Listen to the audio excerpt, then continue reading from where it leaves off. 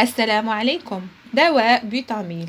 هذا الدواء مادته الفعالة هي سالبيتامول، والسالبيتامول هو موسع للقصبات ومرخي العضلات المحيطة بالشعب الهوائية داخل الرئة، وهو متوفر في الصيدليات بشكلين: شكل شراب وثمنه 21 درهما و40 سنتيم، وشكل بخاخ للاستنشاق ثمنه 42 درهما و20 سنتيم. استخداماته: يستعمل هذا الدواء لعلاج أعراض الربو ونوباته، علاج التهاب الشعب الهوائية المزمن، علاج التهاب القصبات المزمن وانتفاخ الرئة، منع الولادة المبكرة، تخفيف نوبات السعال والصفير المصاحبة لضيق التنفس، العلاج والوقاية من تشنج القصبات في الربو القصبي والتهاب الشعب الهوائية المزمن.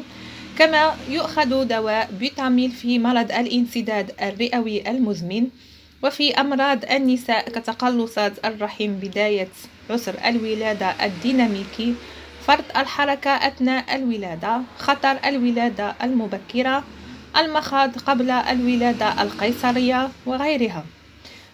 الجرعة الموصى بها من هذا الدواء: يتم تناول الجرعة على حسب كل مريض، كما يستخدم بحذر عند المرضى المصابين بأمراض القلب والأوعية الدموية مثل ارتفاع ضغط الدم وقصور القلب.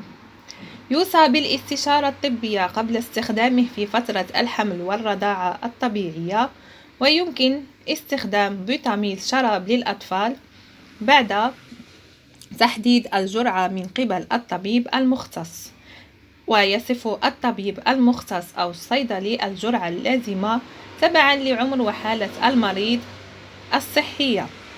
موانعه: يمنع في حالة داء السل، نزيف الرحم، أمراض القلب الحادة، ارتفاع ضغط الدم، تسمم الحمل وغيرها. وهذا الدواء له أعراض جانبية قد يسببها كصداع الرأس، الارتعاش، تسارع دقات القلب، الخفقان، تهيج الفم والحلق، تشنج العضلات وغيرها.